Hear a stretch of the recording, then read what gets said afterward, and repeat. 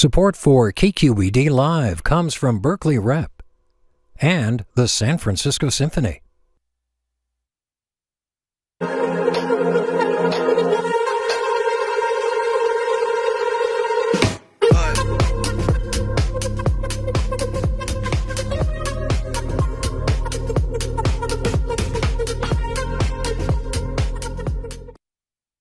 Disproportionate impact of more than half of Black business owners, and disproportionate. Somehow we always find a way to rise.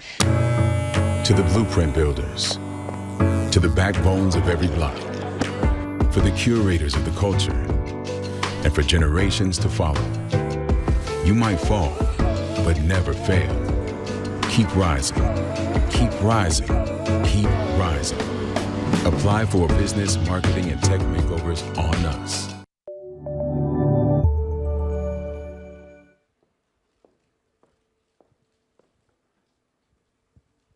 Good evening, everyone, and welcome. My name is Lee Nguyen. I am the member of KQED's Community Advisory Panel, and we're a group of community members that supports KQED in community building. Learn more about our work at kqed.org/CAP.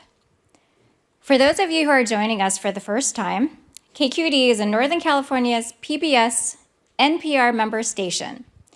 KQED Live is our multi-platform events program that produces screenings, talks, performances, and food tastings based on KQED's mission to inform, inspire, and involve. You can learn more at kqed.org/live. If we bring value to your everyday life, I encourage you to consider becoming a KQED member. You can find out about how at kqed.org/donate.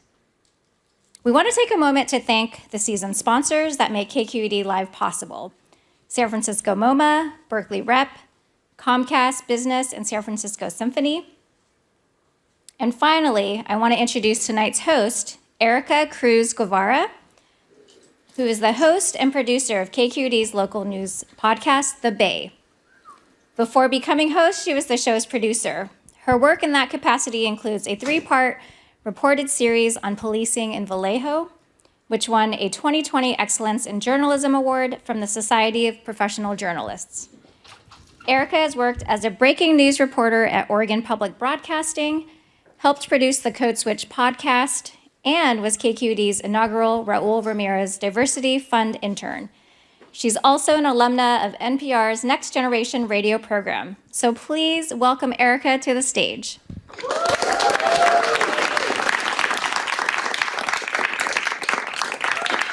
Happy Valentine's Day, everyone. Thank you so much. Thank you so much. Thank you to all the folks who are here on time. Hi to my cousin back there. I know y'all are on Filipino time. More folks are going to come. It's going to be fun. Thank you so much for being here and spending Valentine's Day with me. This is super special. It's going to be a really fun night. I want to celebrate all forms of love on this Valentine's Day with 2 of some of my greatest loves of all, sweets and music. Which, if you're like, that's random, music and sweets, like DJs, desserts, if you're Filipino, it is not random. Because if there's like anything that brings Filipinos together, it's music and food. So that is what we are celebrating tonight. And we're gonna dance, and we're gonna eat, but we're also gonna explore how food artisans and also DJs here in the Bay Area and beyond think about remixing. So that's like the concept, you know? And we're gonna talk about that through food, music, and also our identities. So we're gonna actually spend the first half of the night sort of doing that exploration together. And we're going to talk with the DJs and the makers about these jams and the treats. And then we're going to enjoy each other's company. We're going to move some of these chairs. We're going to make a dance floor. We're going to say bye to the people on the live stream. And then we're going to just enjoy each other's company and create opportunities to fall in love. So stick around after everything is all wrapped up.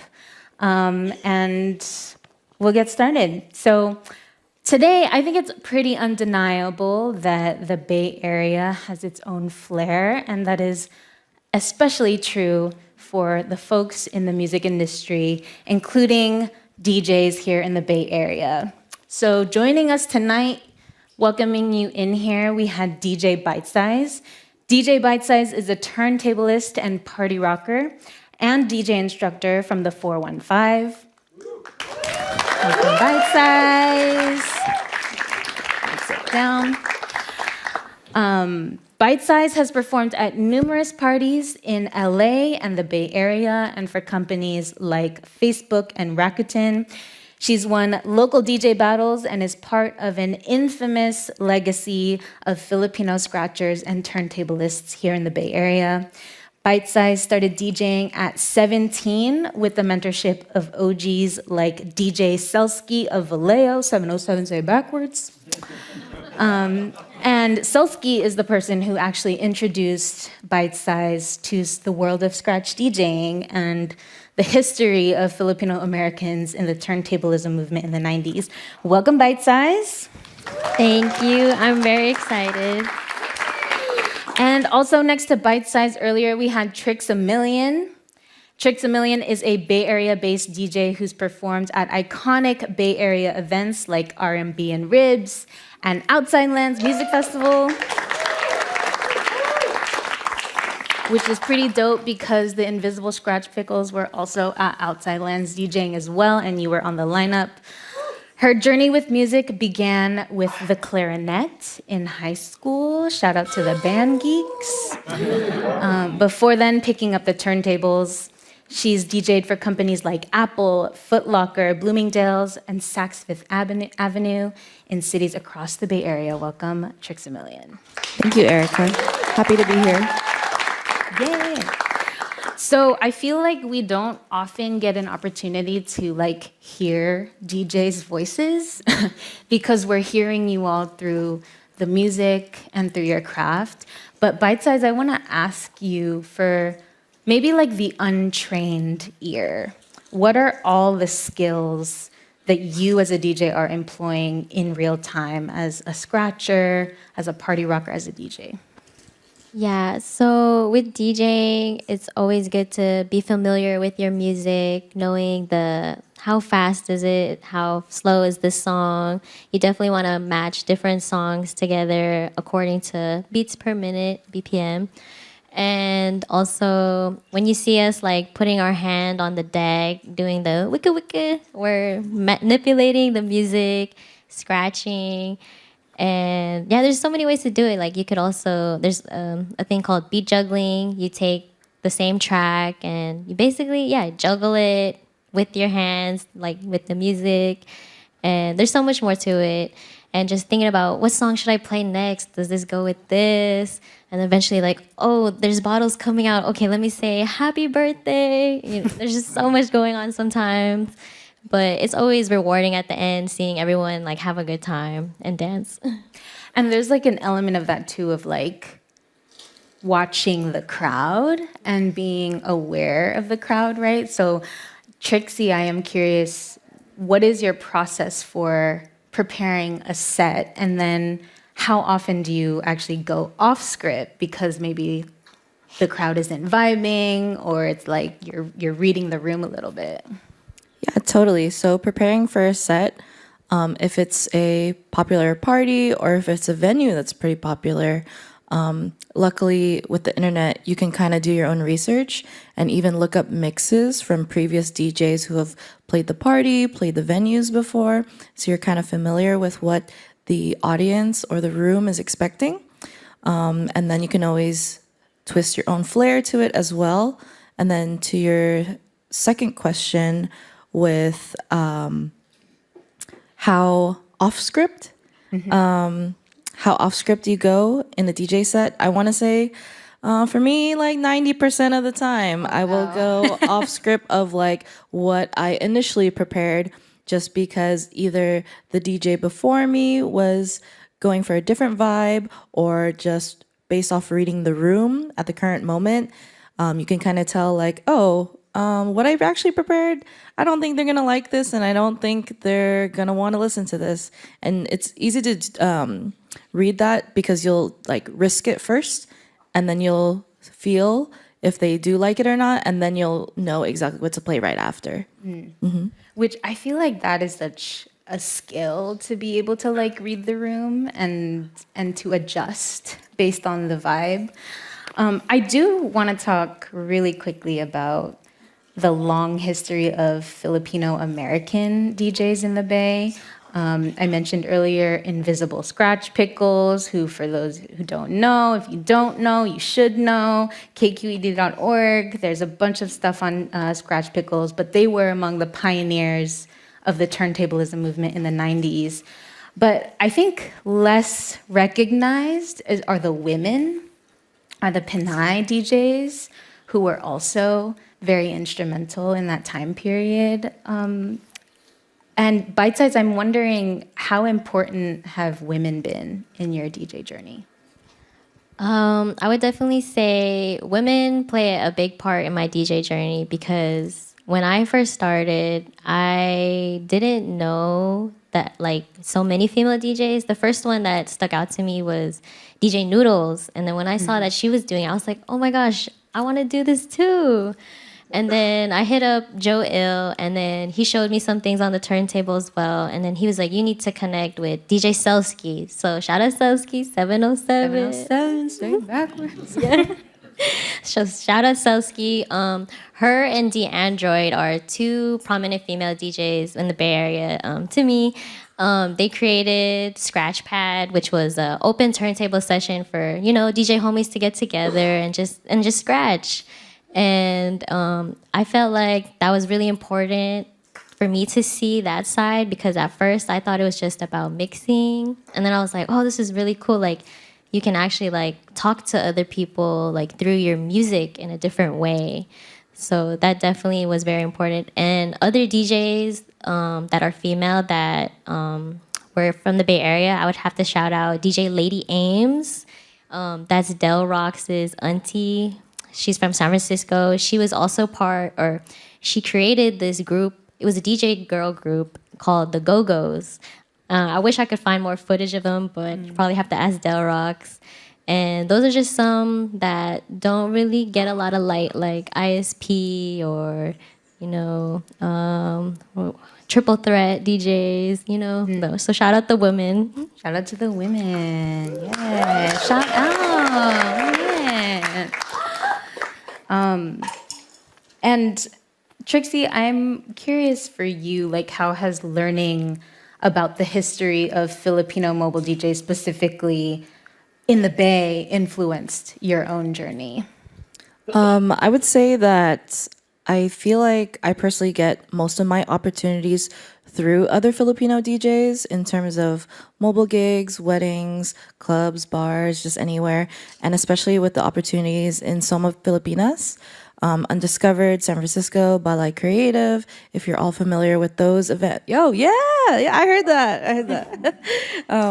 All those people, all the organizers, the community is just so strong. Everyone is super supportive of Pinay DJs especially, and I feel like attending those, networking with all those communities, I feel like I learned more about the history of DJing specifically in the Bay and San Francisco, just because, Filipinos did pioneer it out here, and there's a lot of influence from us on the West Coast that have influenced everywhere else, like around the country or even like around the world as well. Yeah, totally. Well, what are some of your hobbies outside of DJing, Bitesize?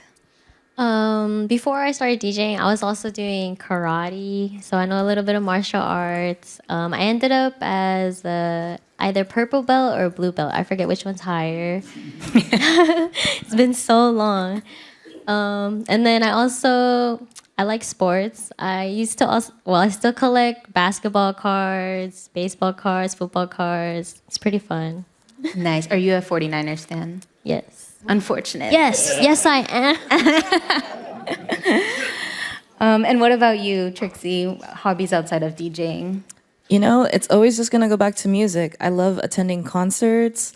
live music, especially like jazz music. Outside Lands is just a great place to go and listen to great artists. I do play a lot of video games. Shameless plug, twitch.tv/Trixamillion. I do game on there. I DJ on there. Oh, thank you. Thank you.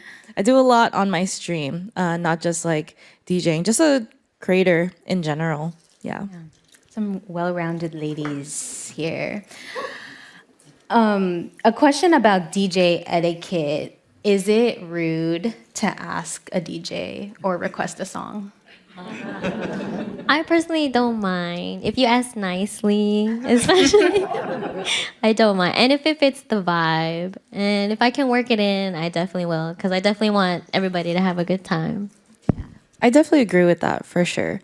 I feel like I would personally take a request as long as like that person has already been dancing even before making the request, you know? Like if they were already vibing to what I was playing, like, oh, yeah, I mean, I've been playing for you because I've been reading the room. So like, yeah, I would love to know what you want to hear. Right.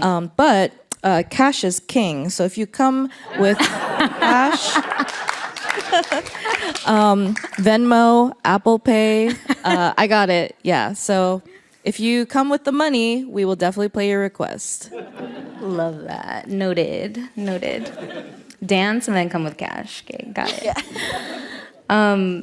Okay, my last question for you both. When you are DJing in the Bay Area, crowd is dry, you're like, I gotta read the room. What is the one song that you know will always turn things around in the Bay?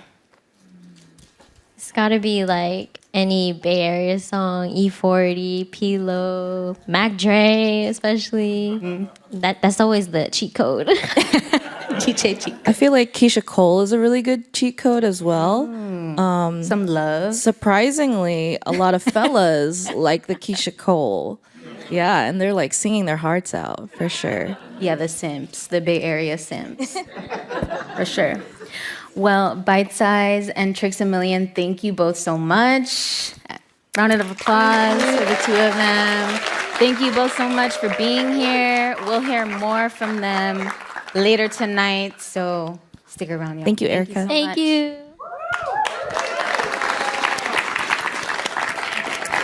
Well, some other folks who I think are really good at remixing for a living are folks here in the food scene in the Bay Area.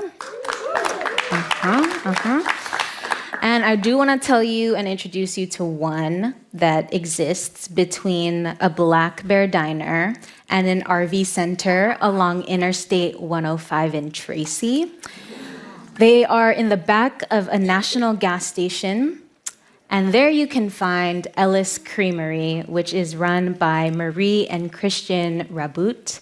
Their business began during the pandemic when Marie, who at the time was a full-time healthcare worker, if y'all can believe it, began exploring her passion for baking with a at-home business called Marie's Kitchen.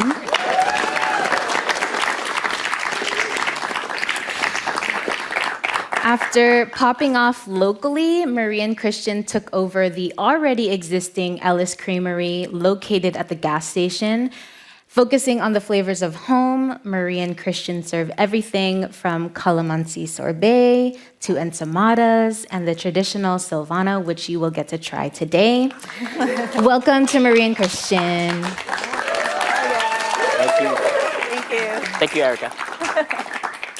So, Marie and Christian, first off, I feel like the thing that I can't get over is that you're in a gas station.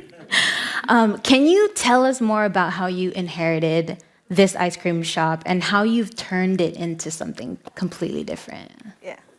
Okay. Well, we were home bakers first, mostly just for friends and family. And then that was during the pandemic. You cannot find any like breads, desserts. But yeah, and then we found this owner, and he's like, "Oh, I'm going back home, and then we're gonna sell the ice cream shop." And we're like, "Wow, that's the perfect kitchen for us." So even though it's in the gas station, I mean, the kitchen will work.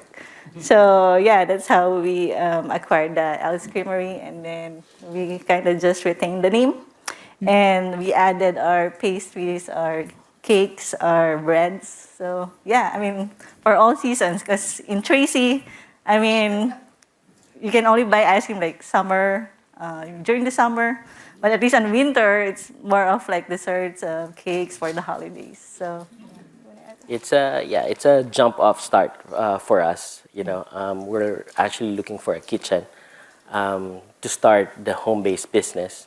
Good thing that the ice cream shop came at the right time. So it's our way, a step forward for our dream. And you both are from Lucena in Quezon, south of Manila. And I do want to talk a little bit about love because Christian and Marie are both married. So you are both from the same town in the Philippines, but you met here in the U.S. yes. Tell me about that. I need to know the story. Yes, well, it's a complicated story, but I'm just gonna tell the simplest story I can tell. But so we went to the same school, but he's older than me, 4 years. Sorry.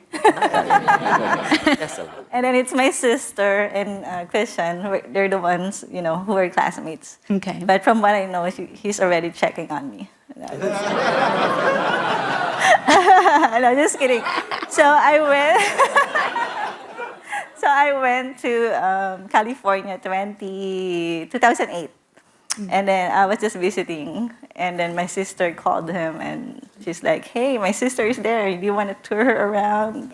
And I said no, of course, right? And then we met. And then, that's how it all started. I don't know his version. So I'm from the Bay Area, and her sister is asking me to drive all the way to LA just to take her out. Just imagine that, right? 5-hour, 6-hour drive, and So there were it took maybe a couple of calls. Yeah. And then eventually, I drove all the way down, and that's how we started. And then I was supposed to go home, and then he proposed before I went home to the Philippines. And then after 9 months, we got married in the Philippines, and then we came back here. Yeah. Wow, very special. Shout out to love. Shout out to love. Love is work, right, Christian? So you are both located in Tracy, which is not quite the Bay Area, but we do know that many folks from the Bay Area who are priced out move to places like Tracy, right? So you both are among them, right? Moved from the Bay Area to Tracy. Any plans to expand or come back to the Bay at some point with your business? Yeah, I mean, Bay Area is always home to us, right? So we lived in San Jose for a good 4 or 5 years. And when we didn't have kids, before having kids, we were, all over San Jose. So yeah, it's still there. We still have plans. We're keeping, our eyes open for a good location. But right now we're focused on, again, our kids are small. So we're most likely gonna have a new shop in Tracy first before moving out in the Bay Area. But you know what? We're working with different vendors. We're working with delivery networks around the Bay to get our products in the Bay. Yeah. And I do want to ask about, you mentioned kids. I mean, how do you, and Marie, you actually still are a part-time healthcare worker, right? Yes. Which on top of owning your own business, how do you do it? So I still work at least once a week. It's only part-time, but he's the one really in charge. But being a business owner, at least you have flexible time. You can pick up your kids, and But the good thing too is my in-laws, they're helping out too. That's why we want to focus first in Tracy, because there's really nothing in there. I mean, it's Tracy. But at least it's a bigger kitchen. But yeah, we will get it hopefully by June. So that's another location. So it's not gonna be inside the gas station, even though we're still gonna keep that one because that's how we started and that's how people get know about us. So Yeah. Well, if y'all are ever road tripping or passing by Tracy, make sure you go to that gas station where you can get enchiladas and calamansi sorbet. yeah, usually the people who are going to Yosemite and Lake Tahoe, yeah, they're the ones. Yeah, that's a good little itinerary addition on your way to Yosemite. Marie and Christian, Ellis Creamery, thank you so much for being here. Thank you so much. Later, they will be out here serving y'all some ice cream, so we will see them again later. Next, I want to introduce y'all to the mastermind behind something that you may all have gotten when you walked in, the Ube Choco Tacos.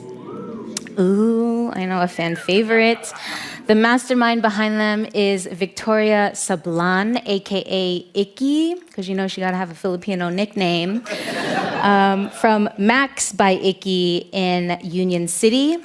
Like Marie, you could come out, Icky. Yes, girl. Like Marie, Icky started her business while also working full-time in the healthcare industry. She was making treats for pharmacy staff during National Pharmacy Week. And as my colleague and food writer Alan Cesaro wrote for KQED, Icky and her husband are mashing the ube gas pedal with their uniquely Filipino and extremely millennial creations, like ube vanilla soft serve swirl, a calamansi iced tea, tocino spam sliders, which you can find at their newly opened brick and mortar in Union City, Max by Icky Cafe, which opened just last month. Welcome, Icky. Thank you. So Icky's gonna do a little demo here, but before we do that, Icky, I'm wondering if you can tell us about the name of the shop, because it's called Max by Icky.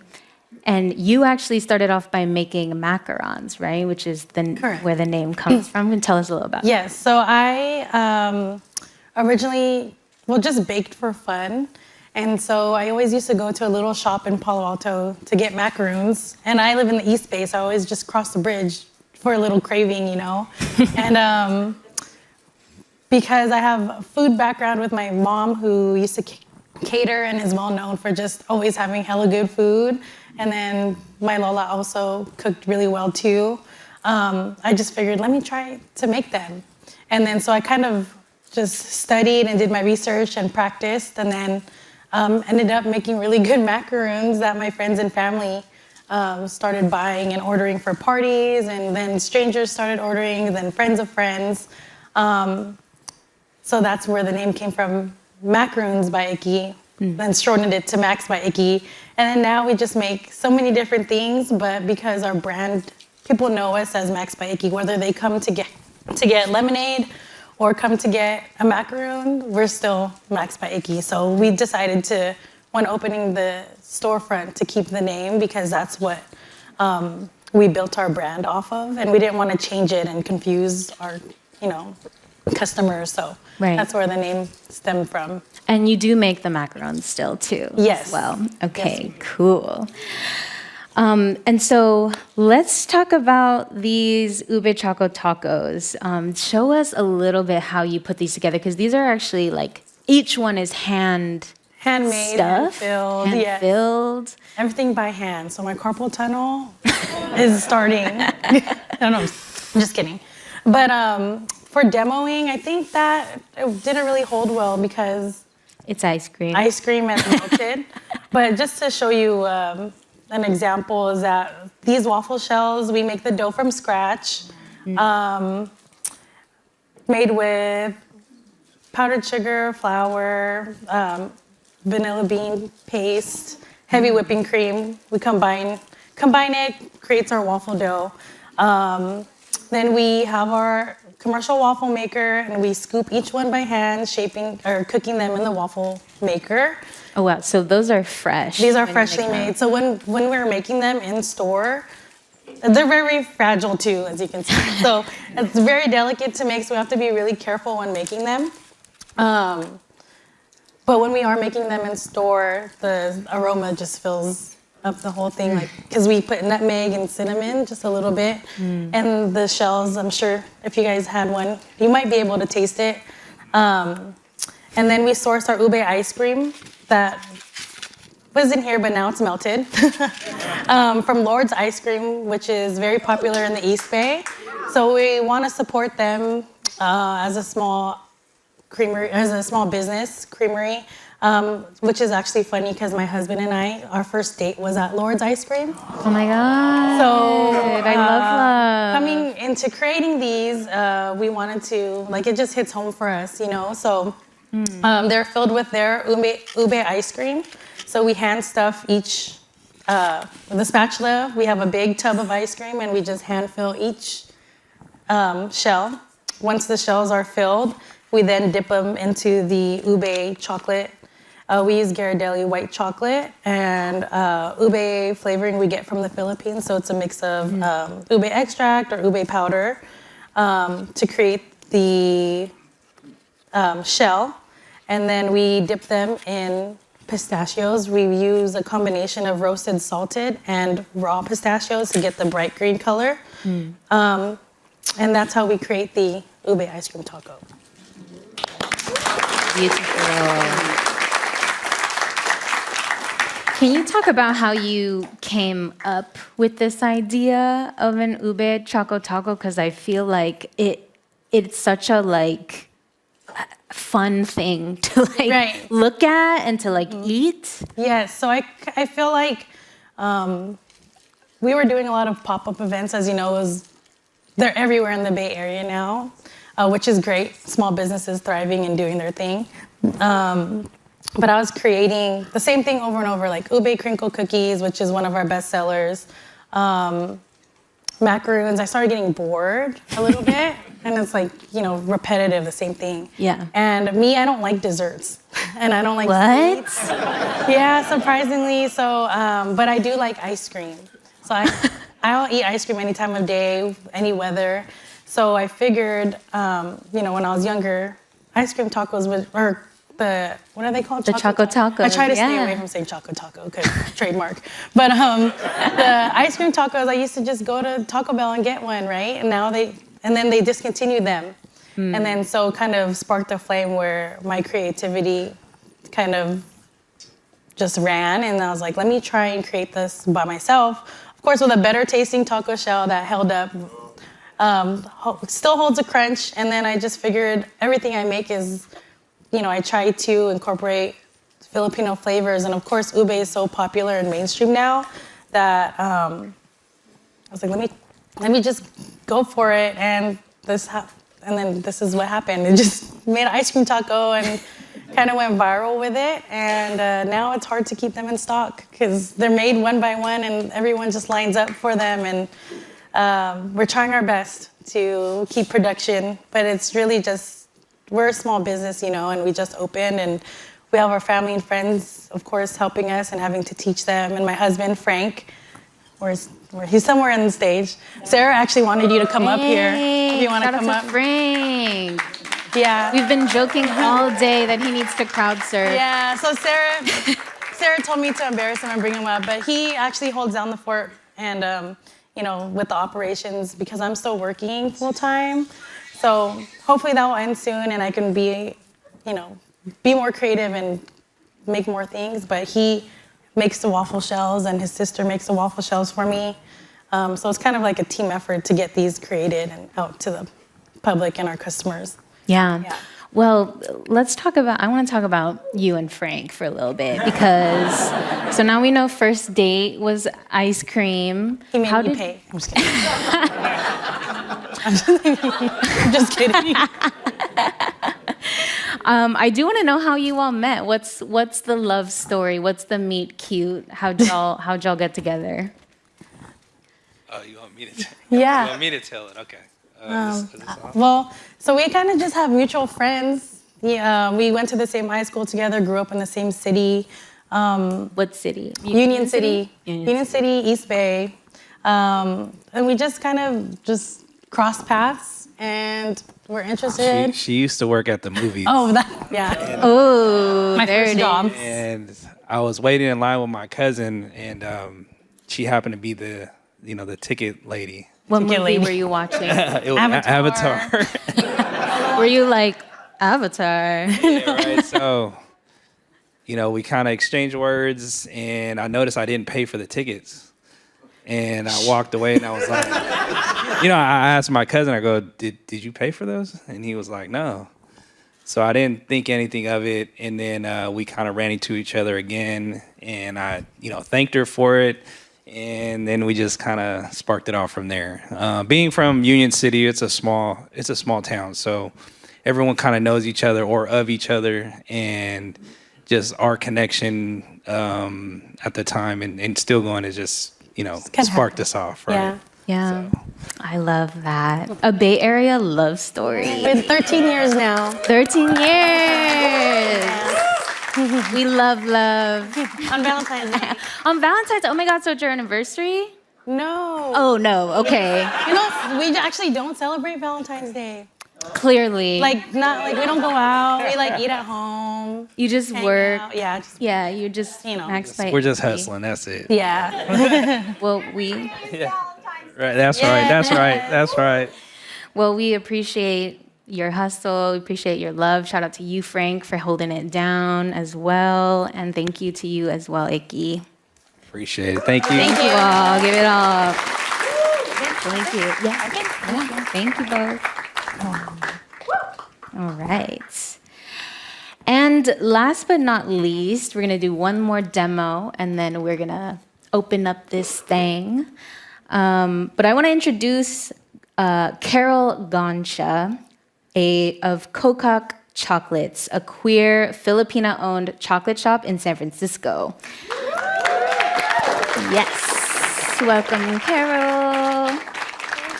Carol is a self-taught chocolatier who's not afraid to remix. Her seasonal flavors include pizza and ramen. And she told my colleague Alan Cesaro that Kokak is about more than chocolates, but about telling others, I love you just the way you are. Please welcome Carol. Hi, everyone.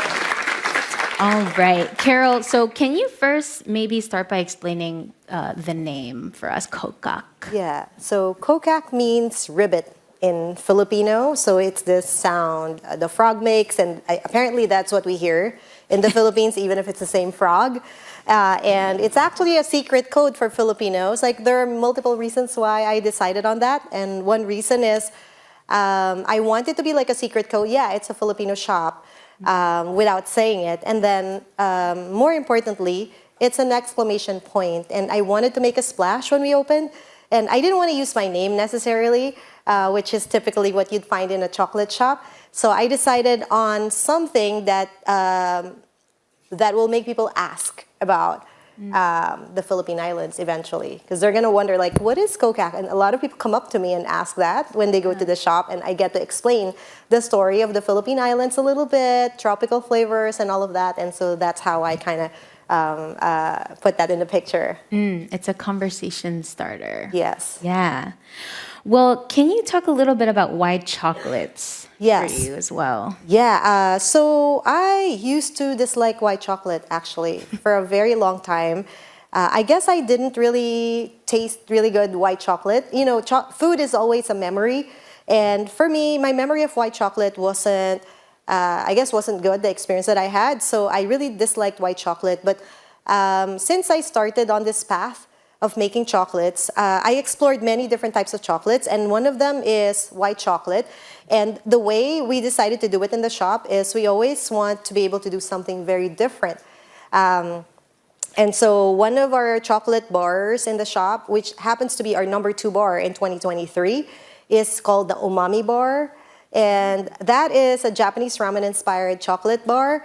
That bar has candy ginger, shichimi togarashi, like stuff that you'd find in ramen. Japanese rice crackers called bubu arare. And then sesame seed, nori seaweed. It's strange, but like it works. And a lot of our customers really love them. And so I guess my love affair with chocolate began with the umami bar. And that's actually an accident. We used to have a 3-layer cookie. I was trying to make things complicated for me when I started. Like, when you're starting, you think that it's good for production. So I was doing something, because I was trying to prove myself. Like, I can do this. Like, because I came from a very different industry. I was a video producer for a long time. Including at KQED? At KQED, for a little yeah, bit, right? yeah. So I was a video producer for Check Please. I was also a broadcast journalist in the Philippines, and they didn't even know that when we met. Oh my God. Yeah. So anyway, so exploring that. I wanted something. So sorry. I think I'm losing my train of thought. We were talking about why chocolates, and then we were talking about. I'm like so engrossed in your story. I'm like, what were you doing in the Philippines?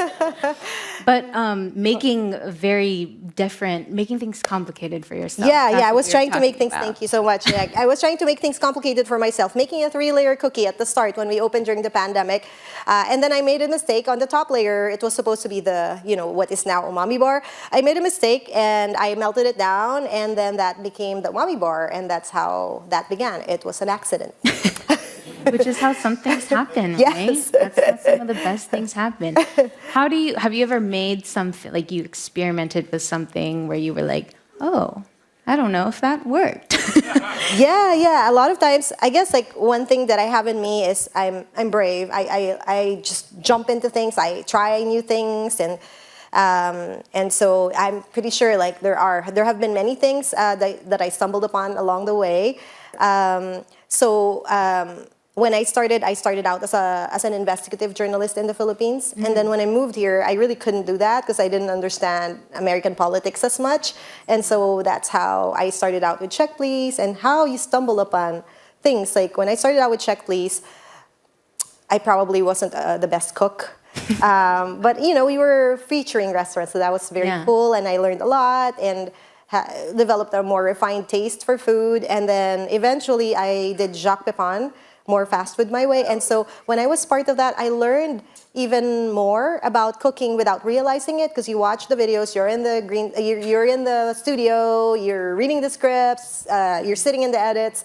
And so that led me to food, I think, like what I'm doing now. Oh my gosh. So yeah, that's part of the reason why I got comfortable deciding, well, why not chocolate? Yeah.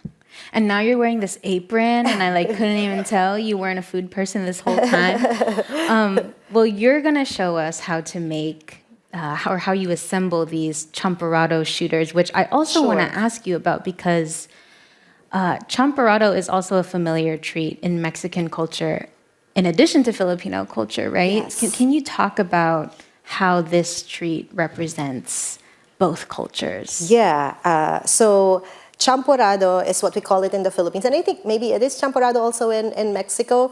This is what I heard from my research. So in the 1500s, during the galleon trade, Mexicans came to the Philippines and made friends with Filipino rice farmers. And when they became friends, I guess they started making a dish together, and the rice farmers made rice porridge with chocolate, which is what the Mexicans brought to the Philippines.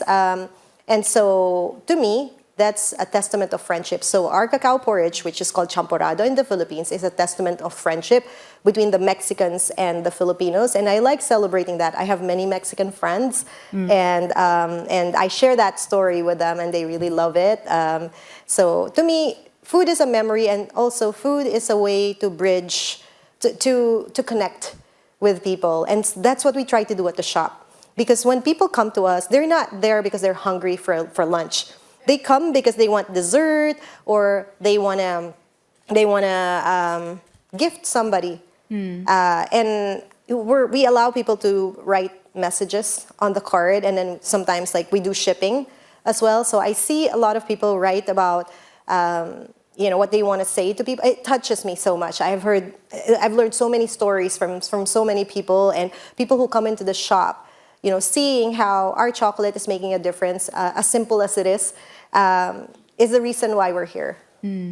It just occurred to me that you are here on Valentine's Day, which you were probably like working earlier today on those things. Yes. Yeah? Oh my Yes. gosh. Well, thank you so much for being here, Carol. Of course, yeah. It's my pleasure. Let's see how you assemble these champorado shooters. Sure. That's what we got here. So we're going to start out with our cacao porridge. So in the Philippines, again, we say champorado. So this is sticky rice with chocolate. And so we start out with this, and this we pre-made at the shop. And then, so the assembly is pretty simple. So we start out with condensed milk. So you usually drizzle the condensed milk. So, but for now, we're going to do this. So... And you can order this at your shop and like sit down and eat it there? Yes, yeah, you can order this at the shop and we assemble it for you. Or a lot of people, they take it home and they eat it the following day for breakfast or something like that. And some enjoy it with hot chocolate. And so this is our cacao porridge with condensed milk. And then the topping, we have bubu arare, which is Japanese rice crackers. So in the Philippines, and I know there's probably a lot of Filipinos listening now, so the cacao porridge in the Philippines, champorado, sometimes it has sweet and salty. And the salty is actually fish, salted fish. Like the small fish? I think so, yeah. So, or like the tuyo, if you're familiar with tuyo. Yeah, so they put that on top of the porridge. But we did our own version, and our own version has bubu arare, which are Japanese rice crackers. And so we put that as a topping. And this is just my style, like yin and yang. I like being poetic with my food. So this one, so this is bubu arare on one side, and the other side is grated fresh coconut. And so... And that's also not traditionally put on champorado in the Philippines. Yeah, I guess maybe some people might do that, but that's not typically what you'd find. So this is just my own version of the cacao porridge. And learning about cacao porridge, actually, I found out that every country almost has their own version of the cacao porridge. Whatever they grow in that country is the grain that they use, and then they put chocolate on it. So it's a lot of fun. This is who we are, and I would like the other people to learn about our culture. And champorado is just one of them, along with other products that we have. We have many tropical chocolates like calamansi, guava, passion fruit. We also have turon, which is banana caramel truffle. So we have little giftable chocolates. Oh my goodness! Wow. Well, you were probably very busy today, I'm assuming. Yeah, I thought people by today would have been done with their Valentine shopping, but I guess not yet because it was as busy as yesterday. So, but it's fun because like neighbors I haven't ever seen before showed up at the shop, and they're usually nervous men. Yeah, they come and it's like just any gift. I was like, wait, which one? I was like, and then I start talking about the flavors. Like, it doesn't matter. Just which one? Well, they don't know what the ladies want. Well, you are the expert after all. No, we enjoy meeting them. Well, Carol, thank you so much for being here. Everyone give it up to Carol. I hope you enjoy this. Thank you. Thanks so much. Yeah, maybe we should. Am I supposed to exit here? Yes. Yeah. Okay, cool. Thank you. Well, thank you so much to Carol, and thank you so much to all of our makers today. Yes, give it up one more time. Marie and Christian from Ellis Creamery in Tracy. Victoria Icky Sablan of Max by Icky in Union City, and Carol Gancha of Kokak Chocolates in San Francisco. Please go check out all of these spots. Support them, especially the folks at home who unfortunately do not have the pleasure of getting to try the treats today, like the folks in the room. Also, check out my colleague Alan Cesaro's profiles of all of these food makers on kqed.org. There's so much story behind all of these folks' treats. And to our audience folks at home, I wish y'all were here. We'll say bye for now and spend the rest of the night dancing and munching. I want to just briefly, for the folks here in the room, we're going to clear out this front area a little bit. Please feel free to basically choose your own adventure for the rest of the night. And please feel free to stick around as well. This is your space. We want you to enjoy the music. Trixamillion and Bitesize are going to be playing some music and some jams, and y'all can take up space and eat and sit and also, I don't know, like find love and fall in love on the dance floor and, I don't know, like make eyes with someone by the ice cream. Thank you so much for being here. Thank you to Bitesize and Trixamillion. And yes, cheers to everyone. And happy Valentine's Day, y'all. Thank you. Yee.